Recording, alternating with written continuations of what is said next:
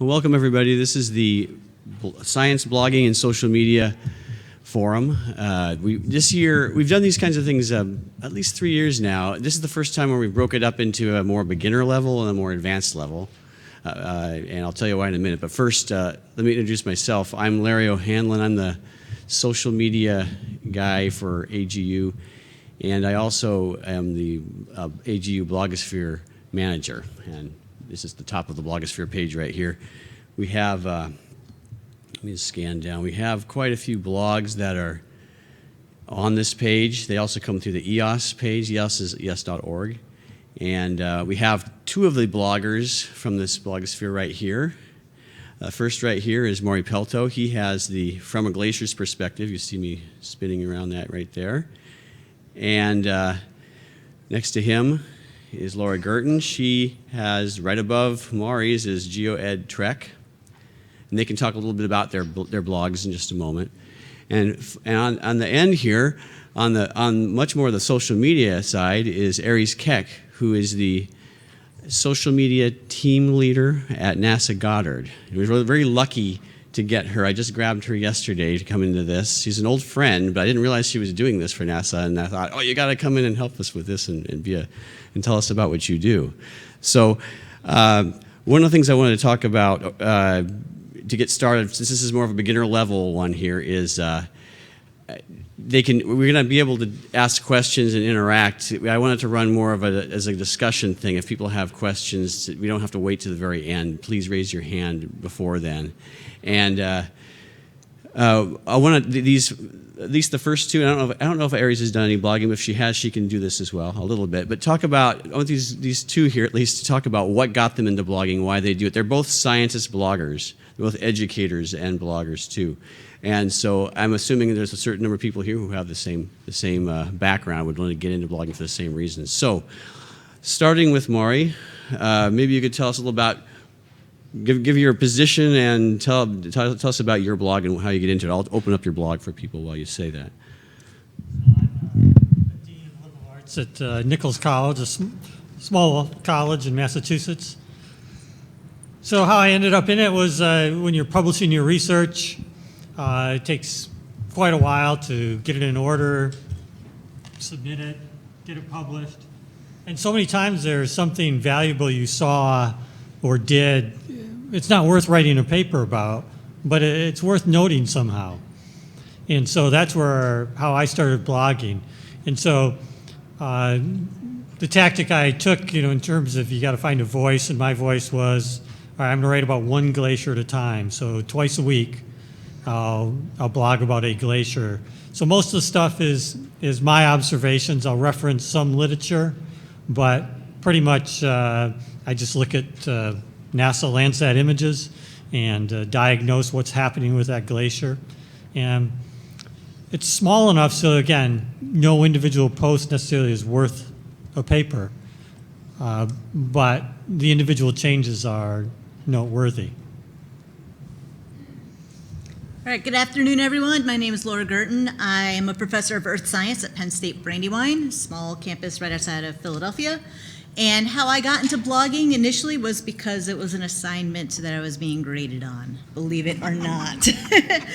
But it was in my faculty years, though. So in my early years for being a faculty member and for faculty development, my institution had a Teaching with Technology certificate program that you could earn as a faculty member. And one of my research areas, my training's in marine geology and geophysics, but I'm very interested in how we can use new and emerging technologies to enhance learning in the introductory level geoscience classroom. So I went through the certificate program, and part of the requirement of this program was to create an online portfolio of the technologies you've used and how you've used them with students, complete with examples, your grading rubrics, et cetera. And so when I started putting together that e-portfolio, there were a lot of different topics relating to using technology in geoscience education that I just found really interesting, and I just wanted to share them. I'm the only geologist on my campus, and I said, well, maybe there's others that are either in the same situation as me or are interested in learning more about geosci ed and tech. So I just started this blog, and it just kind of kept going and going. And so whenever something would come out about Google Earth or using QR codes, I was getting that on there. And then it has continued, and now that I'm blogging, that portfolio has kind of moved over, and now the blog portion continues on the AGU blogosphere, and it's been great to continue with that with a larger audience and a larger dialogue now, continuing with these particular topics. One of the things that these guys and all of the bloggers we have, and all bloggers I know who do it very long have, is they have a particular passion for what they're doing. They really want to share their information. They're kind of like science writers. I mean, I'm a long-time science writer. That's where I come from, and I've done a little bit of blogging. And I always described a good science writer, a good blogger, as the kind of person who's really annoying in a museum because they're always trying to pull you to show you things. When you're trying to look at it, you don't want to. That's the kind of person they are. They just got to show you these things because it's so cool. And that seems to go through all the bloggers that I know. They've got that same tendency to want to do that. Maury's blog is very much compiling a lot of information. It's almost like why did you decide to do the way you do it? As you might have seen if you were looking at the screen, he does have a ton of information about one glacier after another, after another, after another. I mean, it's a huge amount of data. How long have you been doing this now? And how many glaciers have you covered? So I've been doing it 6 years, and I didn't start out doing 2 a week, but I found out 2 a week was pretty good in terms of keeping an audience, because that's one of the things. 1 a week sounds better to me, but if I only do it once a week, I lose readership, and so 2 a week keeps things pretty active. And I guess I really just started because I'd been pretty active on the internet in terms of just having good, recent, up-to-date information on how glaciers are changing around the world. And I wanted to keep that up. And I always thought, I never want to write a book. But if I'm going to write a book, well, this is what I'm going to write the book, is it's going to be glacier by glacier changes. And so then I did it for 5 years, and then I got asked last year to write 2 books. And so I just take these blog posts and just convert them into the material, really. You're done. Yeah. If it was only that easy. Now, I'm interested in a show of hands. How many people actually are blogging in here? Looks like about half the people in here. And how many are blogging for an institution or just on just for an institution? Even much fewer, right? Okay. Well, I was going to start this whole thing by saying, okay, 5 deadly sins of blogging, and I thought, well, that's a little bit too harsh, But one of the most important things is that you have a mission. Or you have to have some kind of mission. Would you guys agree with that?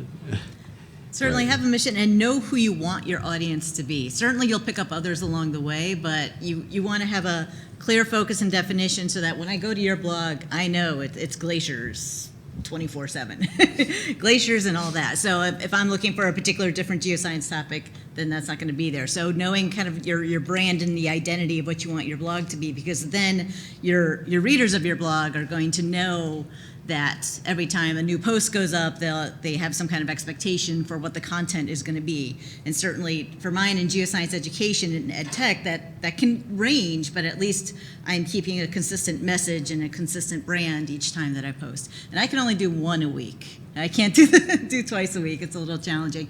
And I couldn't do one this past week before AGU. It just got a little too crazy. But that's okay too if you miss a week. I think when I first started blogging, I was pretty harsh on my own schedule, saying I've got to get it out there. What if I don't get something out there for the readers to see? But then you have to keep in mind why you're blogging, and the first reason that I'm blogging is because of me, because I enjoy it and it's what I want to do, and that's what's most important, and it's a lot of fun. And when it stops becoming fun and I put the pressure on myself, then I need to reevaluate, why am I doing this? But for now, it's still a lot of fun. Another comment. Now, this is a deadly sin. Okay, I'm going to talk about one of the deadly sins because she reminded me of it, and that is, and I've seen this among experienced bloggers. It happens. You get into the bad habit of trying to write a thesis every time. How many of you have done that? I think you have to have a big, long post every time. Anybody feel like you have to do that? Yeah. Dave, you do that? He doesn't do that. But some people, I really feel the need. They have to have that, especially scientists. You know, being in science, you feel like you have to have a really good argument, you have to make it really complete, but you don't in blogging. That's from the blogging. If you're intending to share with a wider audience, you don't have to do it that way. It just depends on your audience again. For instance, this kind of science blogging that we have at AGU in the AGU blogosphere, you can have longer stuff. You can have a picture with a caption. We even have, if you noticed during the meeting here, I've been throwing these up. I've been sitting in the press room next to Miles Treyer, the geoscience guy from Stanford University, and he also does cartoons. I don't know if you've seen any of these up, but he's been doing cartoons. For some reason this isn't loading. But he's been doing cartoons from different sessions, just things that catch his eye and are interesting. That works. That's fine. So mix it up is one of the things you got to keep in mind, and you almost have to put that on a piece of paper right above your desk, right above your computer, so that you remember to do that. Otherwise, you'll get stuck not producing very much. You'll be stuck weeks between things going, oh, I got to do that. Oh, I haven't done it in a long time, but you think you have to do so much when it can just be it can be something that that you probably tweeted on, but you didn't think of it as a blog post. Which is my segue into the social media aspect of it. But before I get into that, is there any questions, just things you really feel like you want to ask right now about what these guys are doing, or anything about getting into blogging or expanding it? Because you got these guys here. Yes? Science tends to be really special. Hold on a second. She's going to get you on the mic there. So science tends to be a lot more specialized in some of the more generic blogs, like, oh, I have a cooking blog or something. So what are kind of the technical or the audiences you do have? Are they mostly science? Are they a lot of teachers? Are they students? Or is it a really big mixture? So that's what I'm wondering. For each blog, it's going to have a different audience. For my blog, I'm writing more for a science audience. But because I'm writing about glaciers locally, I'll inform people in that locality that there's a blog about glaciers in the area, and that's when I can tell when a group of students takes an interest, and they all pile in there because you can see where people come from. So with mine, because university faculty have to teach, that's I cut across the disciplines, but we all have this one activity in common. And so since I blog a lot about pedagogy and bringing the science into pedagogy, and I talk about science literacy, these are kind of overarching concepts and student outcomes that across the disciplines we want to see our students to have. So I have a broader audience, but it is targeted for university faculty. Oh, hold on a second. Another question? Yeah. In the back. She's running around. I came in late, so you may have already talked about this, but once you've identified your audience, how do you find them? How do you market yourself and get people to read your blog? It's like Aries at first address that. Oh, okay. Well, just marketing. Okay, just marketing in general. I mean, I would imagine, you mentioned I might tweet, Larry said you tweet about it. Do you guys send out tweets and stuff and do RSS feeds and latest post is up and things like that? We have a variety of blogs that we do on the NASA.gov site, and we really encourage our scientists to do them. And my biggest challenge is to loosen them up enough to do them. They sometimes feel like they're writing another science paper. And I'm like, no, write about what you had for breakfast and, how you got seasick on the ship on the way out to the thing. And then talk about the science that you're doing, because that's the interesting part of it. And then for us on the marketing of it, we just blast it out on Facebook and Twitter and that type of thing. But yeah, when it comes to blogging with our guys, it's trying to get the scientists to be okay with putting a little bit of their personality in there. We just did a really successful bunch of media events in Seattle for a precipitation campaign, and it poured. It poured. It was like record rain in Seattle. It always rains there, but it rained really hard. And so we have all the grad students in their rain gear standing there gleefully talking about their instruments as they're literally, the instruments are filling up in front of them. And then they have a blog that's on the Earth Observatory website, and they're writing as they sit there in these terribly leaky little trailers about how happy they are about the rain. And it just brings a personality to it that none of our press releases brought to it. That helps. Well, and the other thing is finding a community that out there that you're going to connect with, because there are a lot of people who are going to be interested in your area, whatever your area is. And I know that was a big motivation for Laura. I think you mentioned that last year when you were at this forum about being the only geoscientist at your school. Yeah, I'm a lone ranger by myself. That's why I like these meetings. I meet people. but part of that is especially with the topic of my blog, certainly with us both being AGU bloggers, AGU is great at getting postings on Facebook and Twitter and using social media to help promote and advertise what we do. But also with the education spin on mine, the National Association of Geoscience Teachers will also spread word of my posts, and Geological Society of America, and then American Geosciences Institute has actually contacted me and asked me to blog about certain topics. So it's kind of cross-cutting the organizations between them. So it really is a community once you get the posts out there and you start spreading it. But the key for me has been also just not to have just the blog, but to tap into these other social media channels because there's just that whole network of going across the different ones really has been helpful in spreading the word. Yeah, I don't spend it's really important. I don't spend a lot of time at it, but the Twitter part is really important. I use a lot of Landsat imagery, as you saw, so hashtag Landsat, hashtag climate change are the two pretty much only hashtags I use. And so it goes out to a lot of the people that follow me are other glacier scientists and the like, climate scientists. So it's a good audience to get. And so from that aspect, it works. But I don't use Facebook at all for this. But it is interesting, on each of our blogs, you can see how many, right at the top of the blog, you can see it too, how many retweets or Facebook likes there are. And so it's useful information to figure out what to do. And so I'm always surprised when you get, several hundred or several thousand Facebook likes on a post and, you didn't say anything about it. So, but so Facebook still does have power is my point, even though I don't ever put anything on there for it. We have a question Sorry, go ahead. back here. He's got another answer. Just to follow up on that, from the flip side, if you want to set up a blog, you want to find out what people are doing already in the field, where do you go to find good searches for science blogs these days? Good lists, or Google searches don't seem to work for me on that stuff. Well, where I go is I look at some of the science bloggers I know and look at their lists of blogs. They usually have a blog roll, most people have blog rolls. Right. And sometimes they get a little dated. I think ours are kind of dated, frankly. Do you have a blog roll, Maury, of any kind of? Yeah, I have a small blog roll, but I don't have a big one for the reason that Larry just articulated. The ones I follow change. But no, I don't have a good answer for that question. The thing is, it's sort of, people, I show you a page like AGU Blogosphere, right? A lot of people don't ever see that page these days because, you go to the links, right? We all go to the links. We go from a Facebook or a tweet, and we follow a link, and we never see the home page. And maybe that's part of the problem because it's on that home page. You might get some of that information.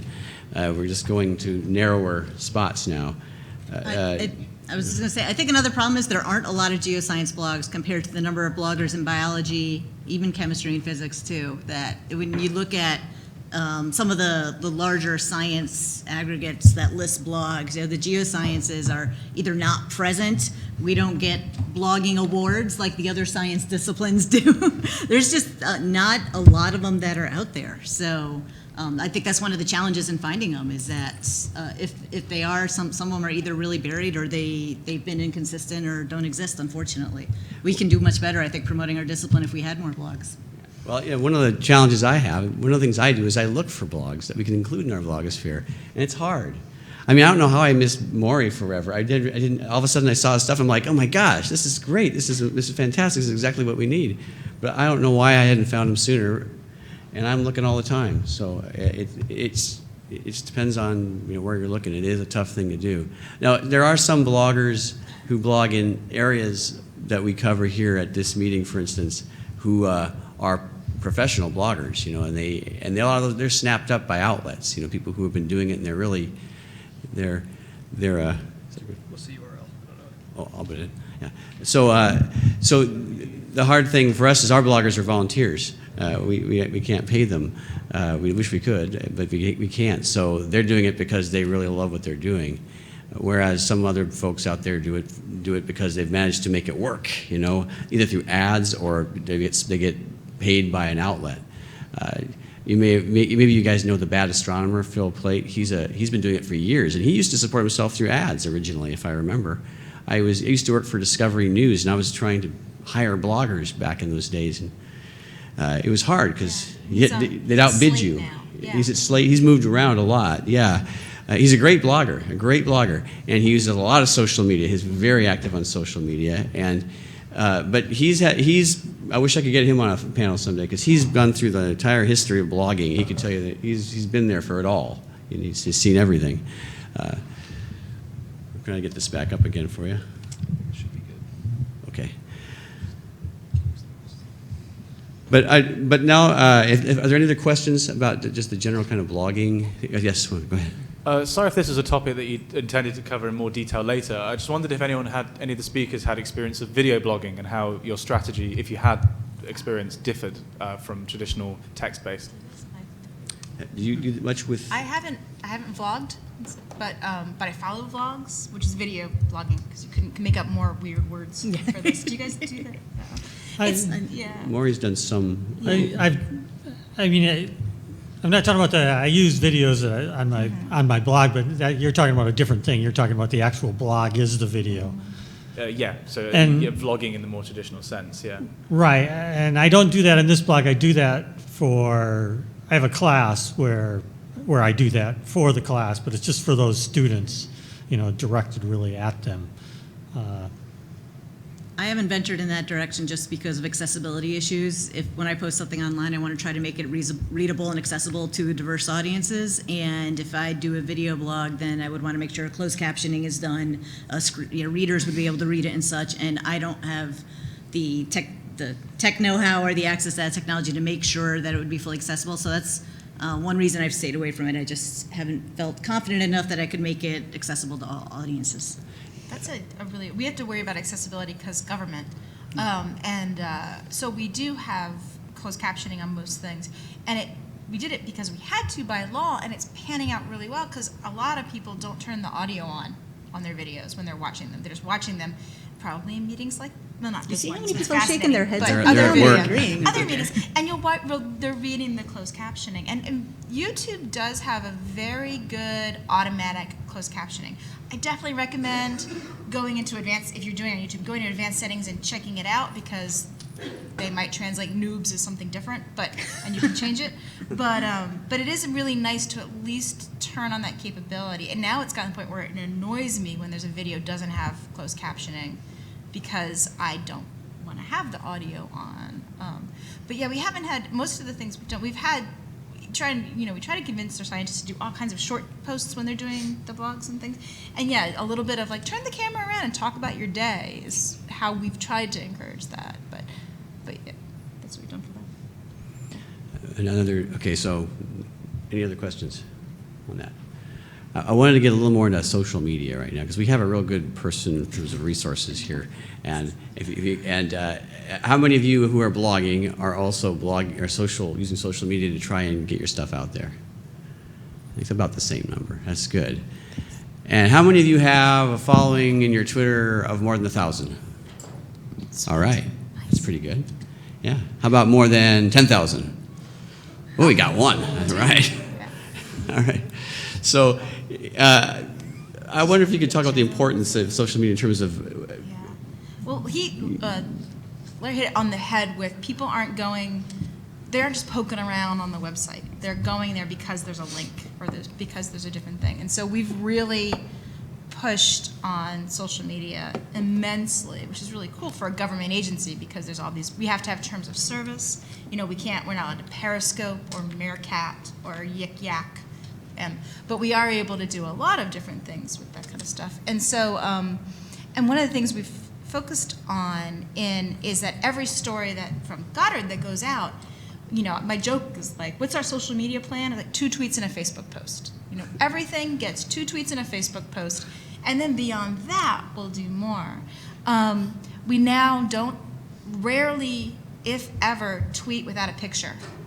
And now we're moving towards videos because that's what people are clicking on.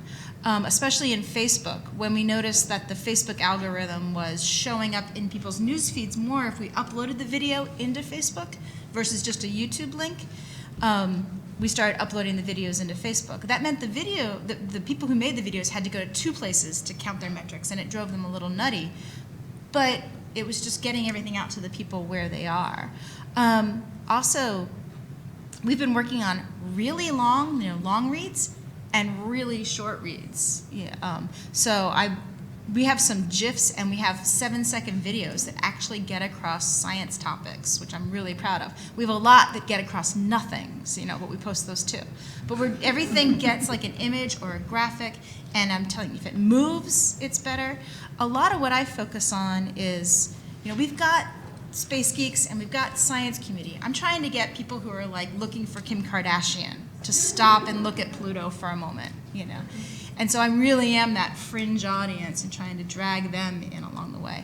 And I have years and years and years of doing science, right? That's how I know, that's why I'm up here. So it's a little weird to suddenly be like really courting the science illiterate, but I feel like we're getting there by bringing our stuff to them. Yeah, I like that. 2 tweets and a Facebook post. 2 tweets and a Facebook I like the Kim Kardashian comment. Yeah. That was great.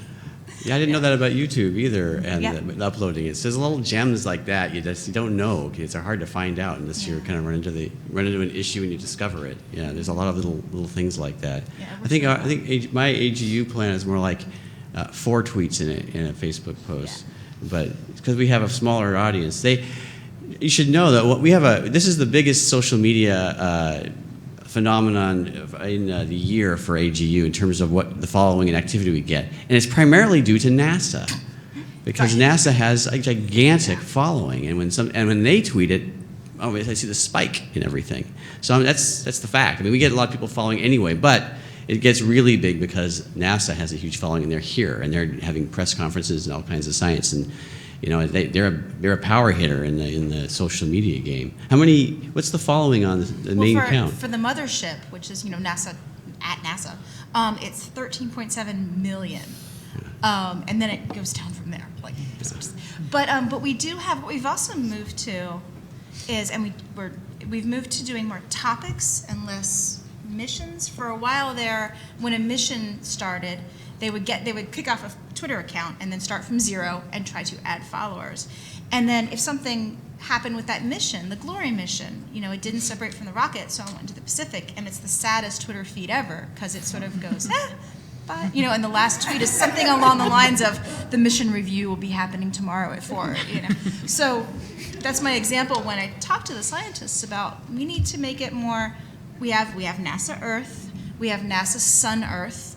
We couldn't call it NASA Sun for a teachable moment because, as I've learned, it's not just the sun, it's the sun's interaction with Earth and the magnetosphere. So we have these sort of more topic-based things that we're trying to go towards, and then having the missions like Icon and Gold and Solar Probe Plus uses hashtags so they can keep putting their content out. Also because, we have the benefit and the curse of so many eyeballs. We want to put the content where people are already looking. Again, it's weird when your competition is like Nike and the Kardashians to try to get really good content out there, but also try to get people to stop and click on stuff. But on the other hand, we also drill down really deep. I really am encouraging our scientists to do more blogging and more. Like here I am standing here doing this because I feel like the field work sometimes gets lost. And the field work is what people find really interesting. Every time we have an event and we're talking, do you have any questions for the scientists who are doing polar ice research? 9 of the questions are about the cold and not about, the fantastic heliophysics that they're actually measuring. So reminding them to bring in the personality and the personal part to it helps a whole lot. How about from any of you some unexpected successes? Because I know that often I've experienced anyway is it's very unpredictable what will work. You might think you have a great idea and you write a post and you tweet it out there and you put it out there and nothing happens, and you can get discouraged. And then you put something up a picture of a rock, and all of a sudden it just goes through the roof because it may have just jived with something else going on in that day. You just never know. If you guys, can you think of any examples of those kinds of things you've come up with recently that just worked without you expecting to? Yeah, I can think of a couple examples. Well, from this blog, the one difference, I wouldn't say that I used to just blog at just a WordPress from the Glacier's perspective. It was the same name, but it wasn't attached to the AGU. And it's not that going to the AGU boosted my traffic a lot, but I get a lot more media contacts right now. And so it's surprising to me which posts generate the media contact. And it's always going to be something that, obviously the reporter was looking for that topic. They didn't just wander over there. They were looking for something, and because I write specifically about very specific glaciers, it's that glacier. So I get a lot of media contacts from that. But I think my example of that one is, I do a graph every year for the Bulletin of the American Meteorological Society State of the Climate. I write the Alpine Glaciers chapter, and I put a graph in there, and I tweeted out the graph, and said, here's the link to the article. Nobody paid attention. And then my daughter, who's an artist, depicted that graph, used actual X, Y axis and everything, but painted a glacier under the time series graph, and Leonardo DiCaprio retweeted it, and she got like 45,000 likes, and I had like 7. You never know. You never know. Who's out there looking at it. Yeah. I have 2 quick examples too, not as exciting as Leonardo DiCaprio though. One was I read a book and I was writing a review about it. It was a book that evaluated why you might want to consider teaching without technology. And so I did it before the semester, and the title of the book was called Teaching Naked. And that was in the blog title post, and I didn't realize how popular that title of a blog post would be, but it was the title of the book, really. So that one got a record number of hits. And then one from earlier this year was I was invited to go down and speak at the Smithsonian during World Hydrography Day. I went out to sea with NOAA on a hydrographic survey last year, and they asked me to come down and teach about how we survey the ocean floors at the Smithsonian, and I was first excited. I was like, great, and then I was like, people go to the Smithsonian to see the Hope Diamond and dinosaurs. They're not going to want to come hear someone talk about how we survey the ocean floors. So I titled the talk how the search for Captain America began on the ocean floor, because it was right after the Age of Ultron came out. So the second Avengers movie had just come out, and so I figured, okay, Captain America would be a hook. And then I did a blog post about using Captain America for science communication, and that one was really well received and had really nothing to do with Captain America. That was like 2 minutes of what I was going over, but that was the hook, if you can find that hook. So apparently being naked and Captain America are the hooks that can get people to your blog. Yeah, that would be a good thing to talk about. Just tying into current events. Oh, okay. Yeah, because that's a big one. Like right now, I'm sitting next to Miles. I said the cartoonist, and he's sitting there going, "Oh, if I can get Star Wars in here, and if I can get what was the other one he was talking about? There's something else big heavy. Independence Day trailer just came out. Yeah, if you just get these things, if you can fit them into your thing somehow, you can really ride a wave. And that's So we look at the hashtags that are trending across the U.S., across the world, and play along. And with whatever it is. Sometimes we come up with our own hashtags to make a point, like we did real gravity and did all these you saw her do this, now here's real science stuff. But we jump along on those kind of things. The Captain Morgan rum apparently did Who's Your Captain? And it was trending for a day. And so we went on there and hashtagged like a bunch of space shuttle captains. Oh, nice. So we play along on hashtags. I have a few cautionary tales about playing along on hashtags that I send out to all the people under the Goddard umbrella, in that you need to check in on what the hashtag means. There was a hashtag of Why I Stayed was trending nationwide. And DiGiorno Pizza tweeted out Why I Stayed, because he had pizza. They never clicked on the hashtag because it was about staying with an abusive domestic partner. And it was and it was just terrible, So that I have a screenshot of that day for people to remind you, just take a second and click on the hashtag and see what it actually means. And we're playing along on Star Wars. If you look at the mothership right now, they have a picture out from one of the Star Wars movies. We got clearance to use a still from the Star Wars about 5 minutes before they tweeted it. Like, we've been trying to see if we could use certain things, and finally Disney said, yeah, you can use these or that. And immediately they tweeted out a picture of it, and we'll be doing it as well because it's a really gorgeous sun picture with some TIE fighters. But yeah, we play along on that type of thing because people, especially on things like events, AG meetings definitely, but the Oscars, the Grammys, or that kind of thing.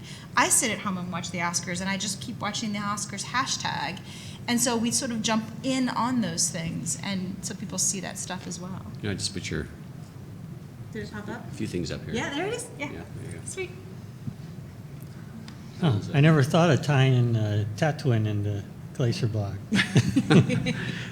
Is that the ice planet? I can't Yes. remember. Yeah, It's the ice Hoth, planet. yeah.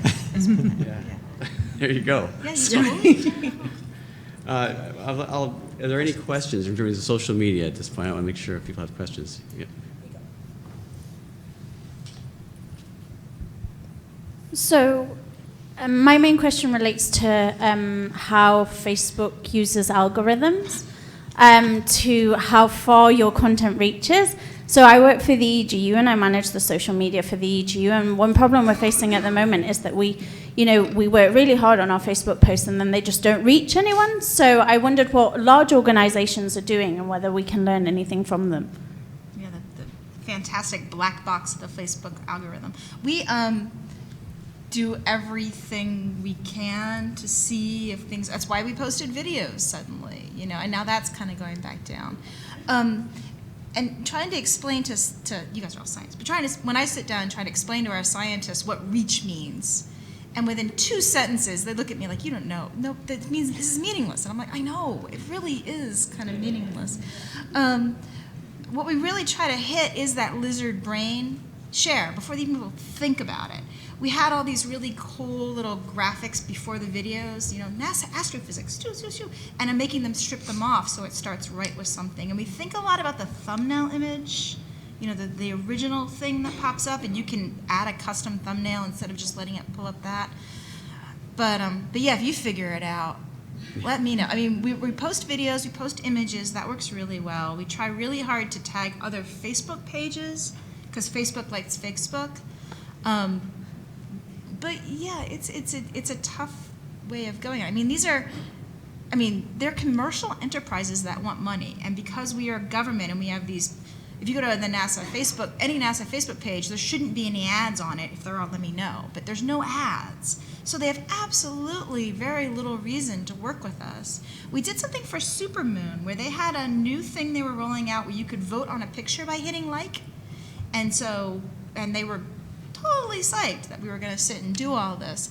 And we did, and it went really well. And everybody, I think, who followed NASA and the Supermoon saw that post.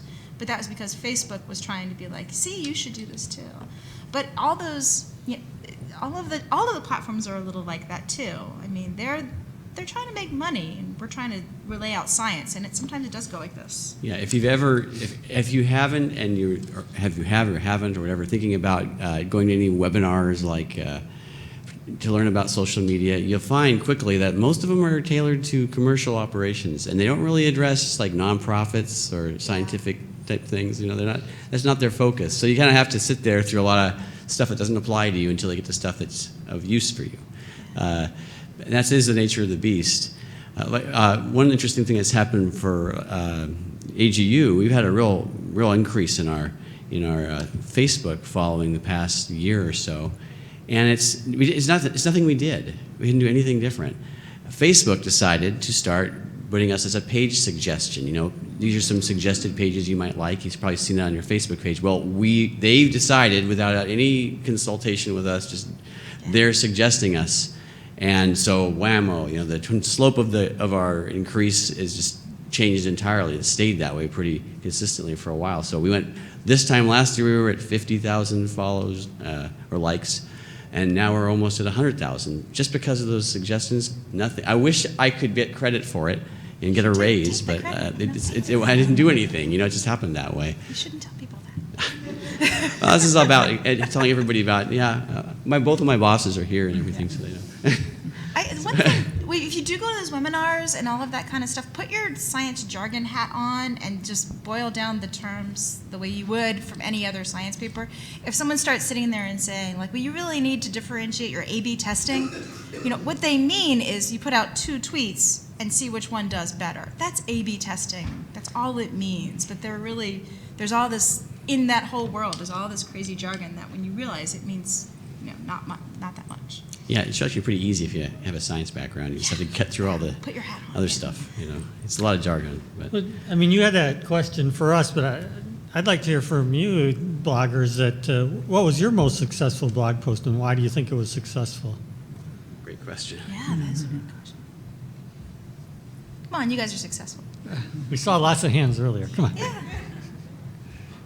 And if you're not checking your statistics, it's worth looking at. Yeah. That's for This sure. isn't a blog post. It was a Facebook post. We had a researcher out on an institutional cruise. They tweeted, actually, Facebook posted a picture of a deep sea fish, an anglerfish, and it went viral. And we got about, gosh, I think we got about 50,000 hits off the original fish, and then it went in the media, and we did a YouTube video follow up, and that's now got 4.5 million hits. So one tweet or one Facebook post from one cruise created a huge storm, but you never know. That's a good point, that this is both very ephemeral and very long-lasting. You know, for social media, it's new when it's new to you. You know, and we've all probably seen like the same fake pictures go around and around and around. But like, there's a lot of sort of coming up with another time to post something, or keep sending out that YouTube thing again. Like, and if it works really well, send it out again. I don't know how much you guys should hopefully go back in and post, like, remember it was a year ago when I did this, Throwback Thursday, all of that stuff. So. Actually, Facebook's been helping that. It's been throwing stuff. Yeah. It tries to remind you what you were doing 2-3 years ago lately, and I don't know exactly what the purpose of that is, but share it again. You're aging. That's Yeah, the you're purpose. aging. You're aging. You're older. Remember when you did this? Yeah. I think, Two related questions for the bloggers: comments or no comments, and how do you deal with them? And then on the social media side, how much do you interact with the people who are retweeting or so on and so I forth? want to hear your answer. So if people are retweeting the stuff or have a question for me, I always will answer pretty quickly, at least that day. So I'll interact with that because there's usually a very specific point. But that's where I get most of my questions. I'm not very successful at getting comments posted on the blog. And I'm not against it, but it's not uncommon. There's a lot of blogs that don't have any comments, or very few, and a lot of people read them. But one of the things, if you're viewed as the expert, people don't like to ask you the question, kind of publicly. So, I mean, that's part of the issue. But the other thing is, until you get enough comments, nobody wants to throw their hat in the ring. So you need a bunch, and then all of a sudden it piles on. My second post when I joined the AGU blogosphere was called "To Comment or Not to Comment," and where I outlined a little bit about how Popular Science shut down the commenting feature just because it got out of control, and it's happening on some Facebook groups and such too. I allow comments on them, but I have it where I approve the comments to go on. There's only been one comment which had nothing to do with what the post was. I mean, the post was over here and the person didn't relate at all, but I've been really lucky. You've commented on my blog, actually. So Yeah. and there's been a couple of posts where the comments have started their own dialogue within there, and it's been a sharing of resources within it. I found when I end my blog posts with a question or some sort of challenge at the end of the post, that will trigger the follow-on with comments. So after people get through it, I say, so what do you think, or how do you do this? Then people will enter into the comments field. So leaving them with an action item, if you will, fortunately has been able to generate some comments. And so one of the things that as a blogging community, I mean, the best resource I have to expand readers really is reaching out to other bloggers. And so the best way for me to do that is read their stuff, comment on it, interact with it on Twitter. And that's where, and then it kind of spreads and you find out about these other bloggers, and it's just interesting science. That's why, I'm not out there trying to, up my statistics. I want to read more interesting science. Yeah, I feel like comments are sort of different on blogs than they are on just back and forth on Facebook and Twitter, because it's more personal versus a Facebook post kind of thing. We allow comments, and we really do spend some time going through, I have to do it again tonight, go through the Twitter notifications and see if there's any questions, and go through the Facebook account and see if there's any questions. On the accounts I manage, we keep a pretty open door on if they want to say climate change isn't happening, I'm not going to block or delete. If they want to talk about chemtrails, they can, aliens, we get all of it. We will step in and say, if you really want to know the truth about chemtrails, and then we link to the one NASA.gov story we were allowed to do on it that debunked it, or climate change and things like that. But especially on the Facebook, the community kind of, not self-corrects, but they'll start arguing amongst themselves. And I kind of like that. And then we've had to step in on the other side of like, hey, no name calling, don't call people stupid, that kind of thing. YouTube comments are a horrific hellscape, and we don't really moderate them, but we argue very hard to keep them turned on. We keep an eye on them right after we put up a YouTube video. But those comments on YouTube videos, for some reason, it's all done by 14-year-olds. I don't understand. So we will take down immediately. I can talk about comments about me. I moderated a panel, put it on YouTube, and it was like, take off your shirt. And I'm like, no, yeah. And then finally I was like, I'm taking you off the comment thing, and it was as it was happening live. But still, we argue, then we have, suits about who don't want us to do this at all, and we argue really hard because that keeps the social in social media. If we were just had a robot that took the headline and tweeted it and that was it, it's not really why it's there for. I think we had another question. You probably have a very international following. How do you deal with time zones? Because especially tweets have a very short lifespan. Do you tweet several times in order to address several time zones, or how does that work? I can speak for our Twitter, Facebook. We don't tweet enough, and we're about to start almost sort of going 24/7 and repeating, not necessarily repeating the exact same tweet, but making sure we start tweeting late at night, because we do have a lot of people who follow us. Right now, it's mostly East Coast time, but I've been on the West Coast, and so suddenly the Goddard account, which is the main account I feed, is tweeting all this stuff at 7 at night, So it shouldn't be based on the humans, it should be based on the 24/7 aspect of it. But we try hard to sort of, and reiterate, and that's kind of part of the next new year, is that we're going to set up, we have a third-party account, and you guys use Hootsuite. We just re-upped with Sprinkler again that we used, where you can schedule tweets to go out again at different points of time. And I kind of encourage that, because you really do. My dad lives in Europe, and here I am on the West Coast. You suddenly, those time zones, you don't think about it when you're just living in one time zone. But you really hit a whole bunch more people, especially for a story like, we did a picture of India at night for Diwali, and we timed that post to go up again when India was sort of awake. Yeah, so we run into that a lot with AGU stuff, because we have members all over the world, and I think about that a lot. That's why I might have more tweets. I tell you, I tweet more because often I'm trying to get other time zones. And I don't live on the East Coast where AGU offices are. I live in New Mexico, so I'm already a couple hours difference. So I'm more thinking about the time zones than I would be otherwise. But that is an excellent point, especially when you have an international audience, which we definitely do. And that's the great thing about, one good thing about Facebook I really like is you can really get some interesting demographic information, because people put that in there. When you join Facebook, you put location information, a lot of other information, and it shows up when you're trying to find out who's liking your page. You can see all that. Well, we go next. I wanted to comment something that Mari mentioned. Social media is driving traditional media full on. We will put out something on Twitter, put it on NASA.gov, and then tweet it and send it out and stuff like that. And then the next day, the reporters will come.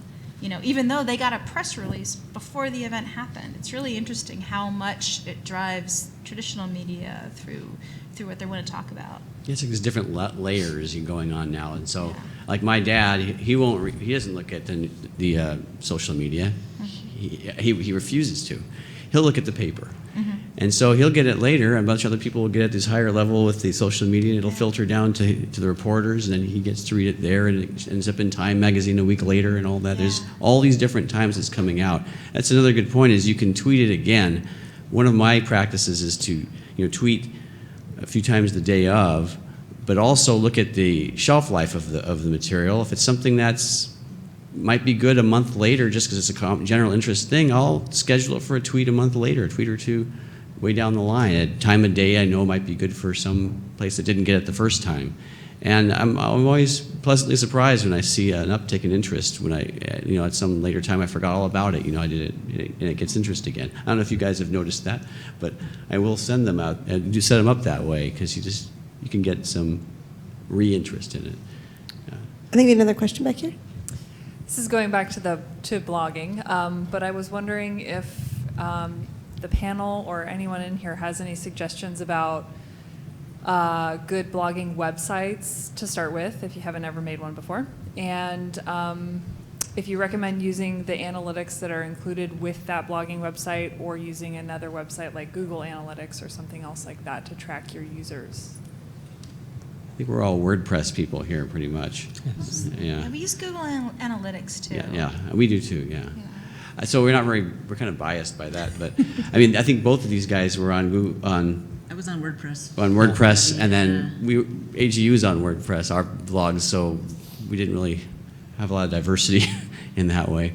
Although now AGU is also doing not the same as our blogs, but you're using Tumblr because Tumblr also has a very big audience and it's getting out there a lot. So Tumblr is a pretty simple platform to try to. Yeah, and it's in some ways a more flexible platform, and it's something.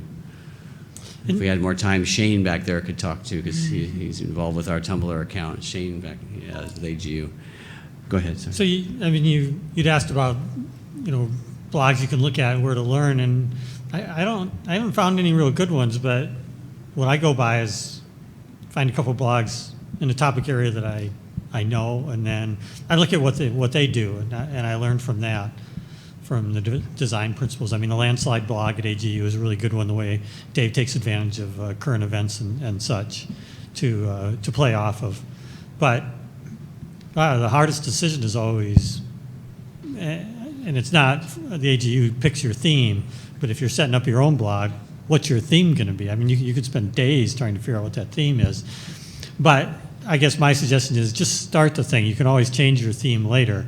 If you're just starting a blog, just start getting the content out there. You can always, changing the theme isn't such a big deal.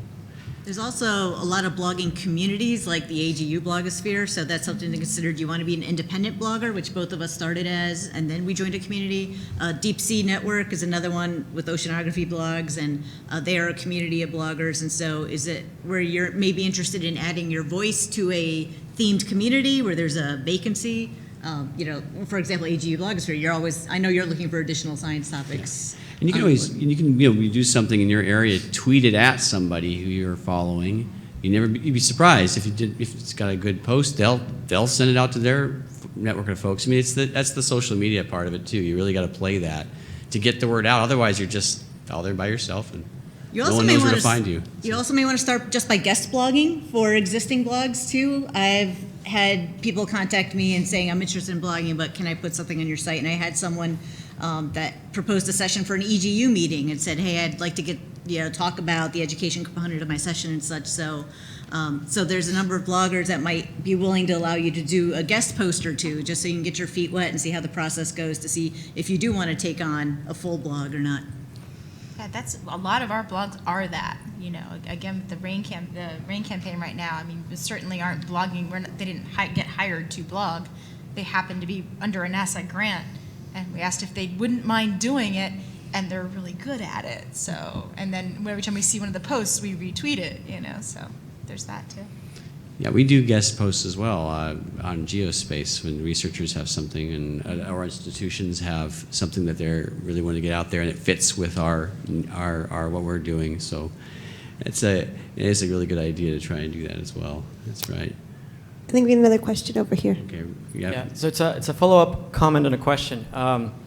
We're starting a blog on sustainable development at Princeton University, and we started with thinking about WordPress, and the main issue that we ran into was we didn't want to use the free basic template necessarily, and when we we were talking with people within the university or other people about helping us design the layout and stuff. Suddenly we started talking about several thousands of dollars that they wanted to charge us for that. So then, that stopped us from moving much more faster into actually launching.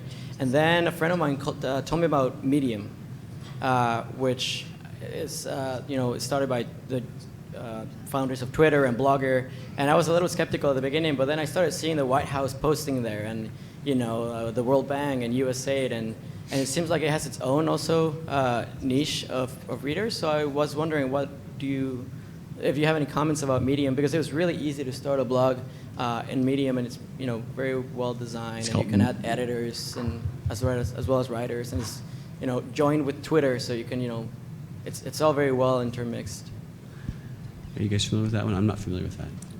The only note I have about the White House is that there's we're a government entity, and so are they. But they can just go on any platform they want to and start using it, and we can't and don't. So I don't know much about Medium, but I do notice all the time. I noticed they were using that and looking at it and stuff, and it does seem really easy to use, but I don't know much about the back end of it, because I come from so much more of the writer visual part of it, in that the words matter so much more and not how it looks on the page. So, but one interesting thing to note is when you see the White House using something like that, it's because probably somebody there knows how to use it and started rolling with it. You see that congressional members can use any platform they want to, and it's an interesting, to me it's interesting, division between the elected officials and the government entities. And it sounds like you've been in touch with people at your university and they know what you're doing, but I know for others that are in higher education, some of your institutions may require you to use the university blogging platform, whatever that officially is. I know Sites is really popular because you'll be using the University Shield, and you are an official voice or conduit of university research. And so different institutions have different policies and practices for how they want you to share information that you are doing in your role as a faculty member as the research. So please, if you're going to do something relating specifically to a center on your campus or with students, please do check with your university relations offices at your campuses to make sure that you're following all the right steps before you get something set up and then they tell you have to take it down. Geez, at Princeton, you should be able to find a student who could just code a site. WordPress does allow you to code pretty easily and generate your own site. But, my only comment is that kind of one of the best college blog sites I've seen is Yale 360. They have a nice site, so they don't try and put out a ton of content. It's not like but they put out good content. And we are kind of coming up against the next half, which is the science blogging and social media 201, which means we're going to be switching out these people with a few more people. So if you want to stay for that, we'll probably get into some similar stuff and get more depth. But before we do, I'd just like to thank these three people for coming up here and sharing their knowledge.